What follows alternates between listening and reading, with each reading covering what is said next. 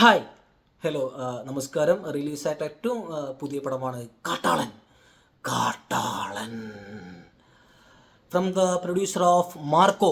Marco cinema കണ്ട ആളുകളായിരിക്കും നിങ്ങൾ, ഇല്ലെങ്കിൽ കാണാത്തവരുണ്ടായിരിക്കാം. അത് 80+ ആണ്, നോട്ട് 18+ ആണ്, അഡോൾട്ടാണ് പടം. From the producer of Marco, Sharif Muhammad man man man അങ്ങേറെ ഗംഭീര ഫാനാണ് ഞാൻ. കാരണം ഒരുപാട് ജോണറുകൾ മലയാളം പറയുന്നുള്ളൂ. ഞാൻ മലയാളത്തിൽ ആക്ഷൻ ഉണ്ട്, കോമഡി ഉണ്ട്, ഡ്രാമയുണ്ട്, ട്രാജഡി ഉണ്ട്, സൈക്കോ ഉണ്ട്, മിത്തുണ്ട്, മിസ്റ്ററി ഉണ്ട്, ആനയുണ്ട്, ചേനയുണ്ട്. പക്ഷേ ഈ അഡോൾട്ട് ഫിലിമുകൾ എടുക്കാനായിട്ട് പ്രൊഡ്യൂസേഴ്സും കുറവാണ്, ഡയറക്ടേഴ്സും കുറവാണ്. പോൾ ജോർജ് ആണ് ഈ സിനിമ ഡയറക്ടർ ആയിട്ടുള്ളത്. ഫസ്റ്റ് ട്രൈ ആണ്. ആസ് എ ഡയറക്ടർ പുള്ളിക്കാരൻ നല്ല പരിപാടി, നല്ല പണി എടുത്തിട്ടുണ്ട്. അതിനുള്ള റിസൾട്ട് കിട്ടിയോന്ന് ഞാൻ പറയാം. നല്ല രീതിയിൽ പുള്ളിക്കാരൻ പണി എടുത്തിട്ടുണ്ട്. ആ ഒരു മേക്കിംഗ് സ്റ്റൈലൊക്കെ അടിപൊളിയായിരുന്നു. കാരണം പ്രത്യേകിച്ച് അദ്ദേഹത്തിന് ചെയ്യുന്നതിൻ്റെ എക്സ്ട്രീം ലെവലിൽ ഈ പുതിയ ഡയറക്ടർ ചെയ്തിട്ടുണ്ട്. പോൾ ജോർജ് ഫസ്റ്റ് പടമാണ് പുള്ളിക്കാരൻ കേട്ടോ. From the producer of Marco, Sharif Muhammed. അദ്ദേഹത്തിൻ്റെ ഒറ്റ പേര് കണ്ടിട്ടാണ് ഞാൻ സിനിമയ്ക്ക് പോയത്. ഞാൻ ബുക്ക് ചെയ്തത്. ഞാൻ കണ്ട തിയേറ്ററിൽ ഈ പടം ഉണ്ടായിരുന്നത് 9:05 സിനിമ ഉണ്ടായിരുന്നത്. ഈ പടം കളിച്ചത് 10 മണിക്കാണ്.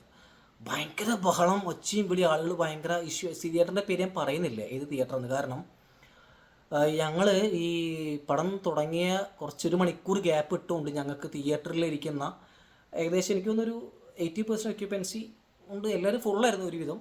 എല്ലാവർക്കും ഫ്രീ പോപ്കോൺ ആ തിയേറ്ററിൻ്റെ വക. അതുകൊണ്ട് ആ തിയേറ്ററിൻ്റെ പേര് ഞാൻ പറയുന്നില്ല.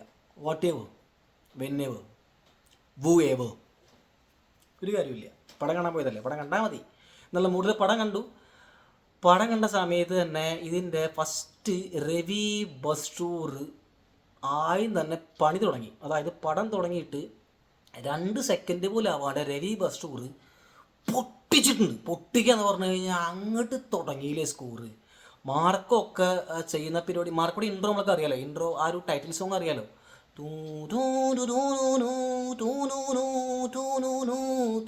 ആ പരിപാടി അതുപോലെ രവി ബസ്റ്റൂർ കെട്ടന്ന് ഇങ്ങനെ പൊട്ടിക്കൽ തുടങ്ങി. അതായത് സ്കോർ ഇങ്ങനെ അത് ഹെവി പിച്ചായിപ്പോയി, സിംബോളിക് പിച്ചല്ല, ആ ഹെവി പിച്ചായിട്ട് ഇങ്ങനെ പൊട്ടിച്ച്.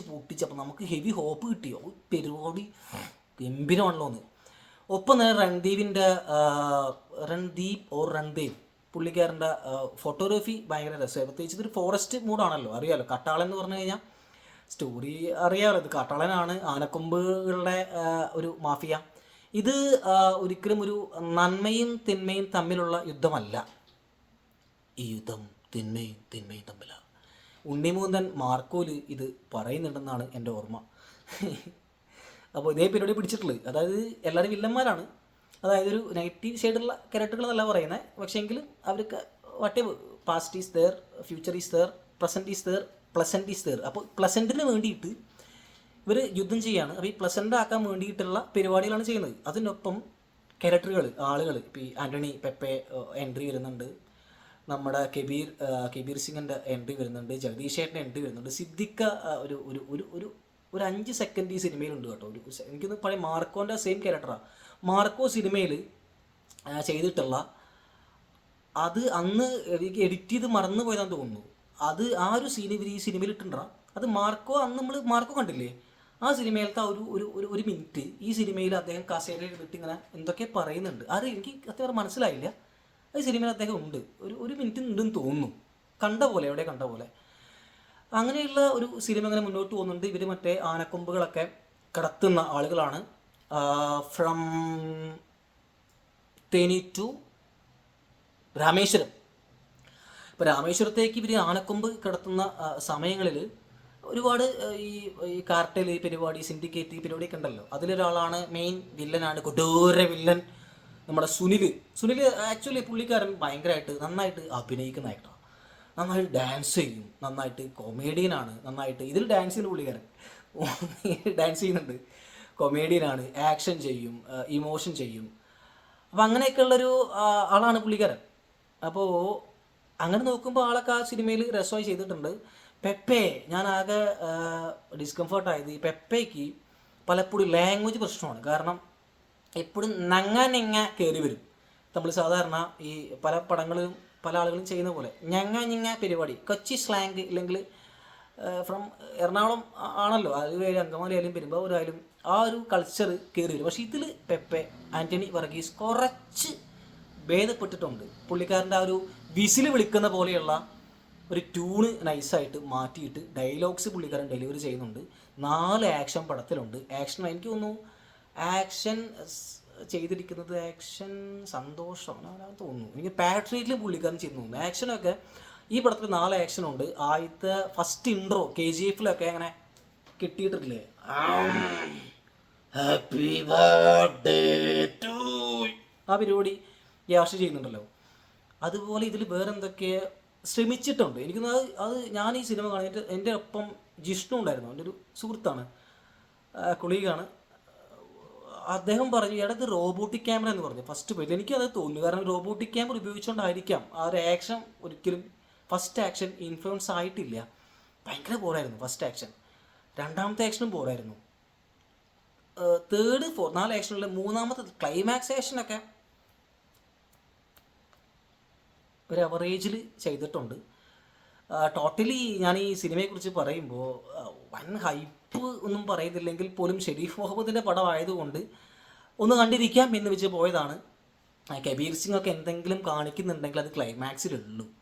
പിന്നെ ജഗദീഷ് ചേട്ടൻ എപ്പോഴും പഴയ പോലെ അല്ലെങ്കിൽ പുതിയ പോലെ ഇല്ലെങ്കിൽ അദ്ദേഹത്തിൻ്റെ ആ ഒരു പരിപാടി പിടിച്ച് ഇടയ്ക്ക് വിഗ്ഗൊക്കെ വെച്ചുകൊണ്ട് ഒരു പാവം ആയിട്ട് ഇങ്ങനെ വരുന്നുണ്ട്. ഇടയ്ക്ക് പുള്ളിക്കാരൻ വേറെ എന്തൊക്കെ ഇമോഷൻസിന് വേണ്ടിയിട്ട് ജഗദീഷ് ചേട്ടനെ പലപ്പോഴും ഇതിൽ പല സീൻസിലും ഇട്ടിട്ടുണ്ട്. അതിൻ്റെ ആവശ്യം എനിക്ക് തോന്നിയിട്ടില്ല പടത്തിൽ. പിന്നെ കുറച്ച് ആളുകൾ നമ്മൾ ആ ഒരു ഈ ട്രൈബൽ ലൈഫ് അല്ലെങ്കിൽ ഈ ഒരു കാട്ടിൽ താമസിക്കുന്ന ആളുകൾ, അവർക്ക് ലോകം അറിയില്ല, പുറത്തെ കാര്യങ്ങൾ അറിയില്ല, പോലീസില്ല, എല്ലാം ഒരു മോണോപോളി അപ്പുറത്തെ ഒരു സെക്ടർ പരിപാടിയാണല്ലോ. അപ്പോൾ നമ്മൾ ക്ലാപ് സിന്ദാബാദ് പരിപാടി, ആ ഒരു സെക്ടറിൽ ജീവിക്കുന്ന ആളുകൾ, അവർക്ക് പുറം ലോകമില്ലാത്തവരൊക്കെ ഇൻക്ലാബ് വിളിക്കുമല്ലോ, ഇറ്റ്സ് നോർമൽ. ഇത് 90s ഈ കഥ നടക്കുന്നത്, ബിഫോർ 2K. അപ്പോൾ ആ ഒരു പരിപാടി പിടിച്ചിട്ടുണ്ട്. പോളിൻ്റെ പരിപാടി ക്രാഫ്റ്റ് അടിപൊളിയായിട്ടുണ്ട്. പിന്നെ ഇതിൽ രവി ബസൂർ ഞാൻ പറഞ്ഞല്ലോ, രവി ബസൂർ ഇതിലിങ്ങനെ പൊട്ടിച്ചിട്ടുണ്ട്, വെറുതെ സ്കോർ ചെയ്യണ്. ചില സ്കോറൊക്കെ കിട്ടില്ല കേട്ടോ, കാരണം ഞാൻ തമാശ പറയല്ല, ചില സ്കോറൊക്കെ അങ്ങനെ രോമാഞ്ചമാണ് ചില പരിപാടി. കാരണം പടം തുടങ്ങിയിട്ട് ഒരു ജൂനിയർ ആർട്ടിസ്റ്റ് നടന്നു തരും പോലും സ്കോർ ഇടുക. വേറെ ഒത്തണല്ലോ ഹനാൻഷ, ഞങ്ങൾ മലപ്പുറംകാർ 100 കോടി ക്ലബ്ബ് ഉറപ്പിച്ചതാണ്. ഹനാൻഷ ഉള്ളതുകൊണ്ട് മാത്രമേ ഈ പടം, തമാശ പറയല്ല, കാരണം അദ്ദേഹത്തിൻ്റെ പ്രസൻസ് ഉണ്ടല്ലോ, അത്ര പ്രതീക്ഷിച്ചു. നമ്മൾ ഈ പറ്റ മുട്ടിയിട്ട് ബാത്റൂമിൽ പോകൂലേ, തൂറാൻ പോകൂലേ, ആ സമയത്തുള്ള എക്സ്പ്രഷൻ മാത്രം ഒരു ഡയലോഗ് കൊടുക്കണ്ട, ഒരു മര്യാദ വേണ്ട. ഒപ്പമുള്ള ആൾക്കാരൊക്കെ ഈ ഹാഷിറൊക്കെ ഇപ്പം 200 കോടി നോക്കണ്ട, അറ്റ്ലീസ്റ്റ് ഒരു ഡയലോഗ് കൊടുക്കണ്ടേ ഷെരീഫ് സാറേ, അല്ലെങ്കിൽ ഉണ്ണിയാർ സാറേ, ഇല്ലെങ്കിൽ മറ്റേ ഇതിൻ്റെ റൈറ്ററായിട്ടുള്ള ആളുകളെ. റൈറ്റർ കുറേ 2-3 ആൾക്കാർ റൈറ്ററുണ്ട്, എനിക്ക് പേഴ്സണലി എനിക്ക് അറിയുന്ന ഒരാളുടെ പേരാൻ പറഞ്ഞേ, കൊടുക്കണ്ടേ. ഇത് ഭയങ്കര മോശം. ഹനാൻഷ ലാസ്റ്റ് ക്ലൈമാക്സിൽ തലക്ക് തെറിച്ച് പോകുന്നുണ്ടല്ലോ, ആ ഒരു സീനുണ്ട്, അത് നോക്കിയാൽ അറിയാൻ പറ്റൂ, കണ്ടിരിക്കാൻ മാത്രം. പ്രത്യേകിച്ച് ഇൻഫ്ലുവൻസ് ഇല്ല ടോട്ടലി. പിന്നെ പെപ്പയുടെ പരിപാടി ഇങ്ങനെയാണ്, ഒരു വേരിയേഷൻ കൊടുക്കുന്നുണ്ട്. ആക്ഷൻ കിൻഡലുണ്ടല്ലോ പുള്ളിയൊരു കിൻഡൽ, അത് ഓക്കെ, അതാണ് ആളുടെ പ്ലസ് എന്നുള്ളത്. കിൻഡലടി ഓക്കെയാണ്, കാരണം ആ കിൻഡൽ മാത്രമേ നടക്കുള്ളൂ. സൗണ്ട് വേരിയേഷൻ പരിപാടി കാര്യങ്ങൾ കുറച്ച് ബെറ്റർ ആയിട്ടുണ്ട്. ഫസ്റ്റ് ഹാഫ് ഭയങ്കര വീക്കാണ് പടത്തിൻ്റെ. സെക്കൻഡ് ഹാഫിലൂടെ കിടക്കുമ്പോൾ ഒരു ഓക്കെ പടം, ഒരു കണ്ടിരിക്കാം എന്ന് വെക്കും. ക്ലൈമാക്സിലോട്ട് അടുക്കുമ്പോഴും ഓക്കെ കണ്ടിരിക്കാമെന്ന് വെക്കും. അപ്പോഴാണ് മെനെ ഇതുവരെ നമ്മൾ കാണാത്ത ഒരു കാമിയോ വരുന്നുണ്ട്. മെനെ ആ കാമിയോ കണ്ടു കഴിഞ്ഞാൽ തിയേറ്റർ കുലുങ്ങി എന്ന് പറഞ്ഞാൽ ആൾക്കാർ തെറിവിളി മാത്രമല്ല, അത് എന്തൊക്കെയാണ് തമിഴിലൊക്കെ തെറിവിളിക്കുന്ന ആളുകൾ, അത് മലയാളികൾ തമിഴ് തെറിവിളിക്കടാ. ഞാൻ ആദ്യമായിട്ടാണ് കണ്ടത്. പുള്ളിക്കാരനോടൊന്ന് പറയണം, കാമിയോ പേര് ഞാൻ പറയാനില്ല, വൺ സ്പോയിലറാ. ഇവിടെ പല്ല് തേക്കാൻ പറയൂ, അദ്ദേഹത്തോട് പല്ല് തേക്കാൻ പറയൂ കേട്ടോ. പല്ല് തേച്ചിട്ടില്ല, കളിയാക്കല്ല, തമാശ സീരിയസ് ആയിട്ട്. അദ്ദേഹം ക്യാരക്ടർ ഇത് മറ്റേ വൈറ്റ് കോളർ പൊളിറ്റിക്സ് ഒന്നും അല്ല. പലരും പറയുന്നുണ്ടായിരിക്കാം, ദാറ്റ്സ് വൈ ഞാനിങ്ങനെ ഒരു പ്രിജുഡൈസ് ആയിട്ട് പറഞ്ഞാണ്. പല്ലേക്കാൻ പറയും, പല്ലേച്ചിട്ടില്ലേ പുള്ളിക്കാരൻ, പല്ലേക്കാണ്ട് അഭിനയിക്കാൻ വരുന്നത്. പിന്നെ അത് കഴിഞ്ഞ് ടൈറ്റിൽ സോങ് എല്ലാം കഴിഞ്ഞ് പടം എൻഡ് ചെയ്ത് വീണ്ടും അടുത്ത വേറൊരു പരിപാടി. മറ്റേ പടം കഴിഞ്ഞ് 5 മിനിറ്റ് ആൾക്കാരൊക്കെ പോയി, കുറേ പോയി. ഓൾറെഡി ഒരു പറഞ്ഞിട്ടുണ്ടല്ലോ അവനെ പടത്തിന് കാണാൻ പോരുത്, 3 പ്രീ ക്രെഡിറ്റ് സീനുണ്ട്, ആന, ചേന, മയില്, ഒട്ടകം, മാന്തള്, സ്രാവ് എന്നൊക്കെ പറഞ്ഞു. അപ്പോൾ സ്രാവിനെ കണ്ടതിന് ശേഷം വീണ്ടും അടുത്തൊരു ക്രെഡിറ്റ് സീനും കാണിച്ച്. ദയവ് ചെയ്ത് ആ പടമായിട്ടോ ആ ക്യാരക്ടറായിട്ടോ ഈ സിനിമ കമ്പയർ ചെയ്യരുത് പ്ലീസ്, ഇറ്റ്സ് മൈ റിക്വസ്റ്റ്. ഞാൻ പ്രത്യേകിച്ചൊന്നും പറയുന്നില്ല, നിങ്ങൾക്ക് വേണം പടം ജസ്റ്റ് കാണാം. അത് ആക്ഷൻസ് പെപ്പയുടെ 2-3 ഓക്കെയാണ്. രവി ബർസൂറിൻ്റെ സ്കോർ ഹൈ റേഞ്ചാണ്, അതായത് ഹൈ എന്ന് പറഞ്ഞു കഴിഞ്ഞാൽ ഓൻ ഹൈ ആയി കഴിഞ്ഞ്, എൻ്റെ പോലെയല്ല, ഓൻ വേറെ ലെവലായി കഴിഞ്ഞ്.